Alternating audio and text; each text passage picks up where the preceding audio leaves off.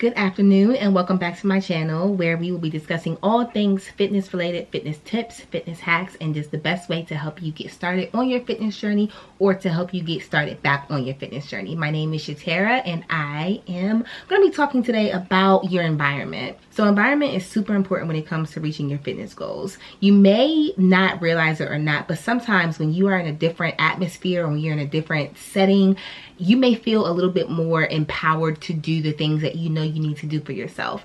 For example, I recently moved back from New York after 6 years of living there, and I knew one of the main reasons of many that one of the reasons I wanted to move back home to the DC area is because I am definitely more motivated by the environment here than I was in New York. For you, that may be a different story. I love to go outside. I also love to work out in the gym. I like to mix things up. If you're someone whose environment does not allow you to do the things that keep you going forward, then you may want to reconsider your environment. Not everyone has the luxury of being able to just get up and move and completely change their environment. So when that happens, that means that you have to do something else. That means you have to change your environment. That means that you have to do things to your environment to change it, even though it may not necessarily mean that you get up and go. Let me explain.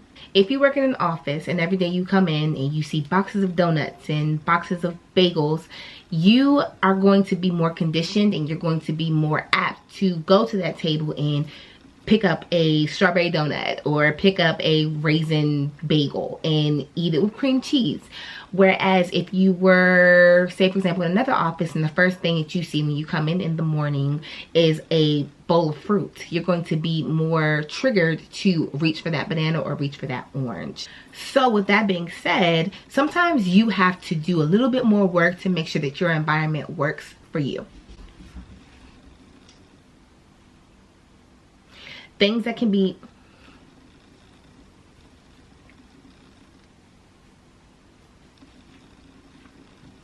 remembering that at the end of the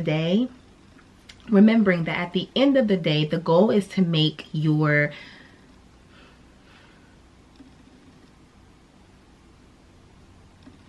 remembering that at the end of the day, the goal is to make it easy for yourself. You want to make sure that it's something that doesn't take too much brain power, because when you have to think too much about something, we talk ourselves out of why we should be doing it in the first place. So you want to make sure that you're making your environment conducive to what's going to be easy for you to get pumped, to get motivated, to be inspired to do the right thing, to eat the way that you want to eat, to get up and move the way that you want to move or as often as you want to move, to think positively.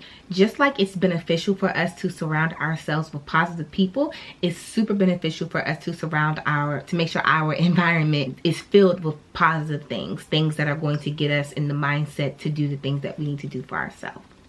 I think one of the easiest ways to reorganize our environment so that it is more conducive to the lifestyle that we want to live is to make sure that the things that we want to reach for, the healthier food, the book that you want to finish, the certification that you need to study for but that you put out to the side, is to make those things more obvious. So instead of having the book that you need to be studying from underneath your desk, have it on top of your desk. So that when you get in from work, from school, from life outside, it is right there for you and you can get right into it. Seeing that book on your desk will cue you and trigger you to get the work done that you need to get done. You can use that example for a host of other things. For me, putting that fruit basket right there so it's the first thing that I see. It is the most obvious and is the easiest thing for me to reach. It becomes more of a habit and it helps me to control the triggers and cues that live in my environment so that my environment now works for me. Alright, so that is the end of this video. Please let me know below what your environment is looking like and how you can switch a couple of things around to make it work better for you. If you have any questions or comments, or if you need help just like refiguring your environment so that it works better for you, drop a comment, DM me. Let's help each other out. I hope that you enjoyed this video and I'm looking forward to seeing you on the next one. Bye.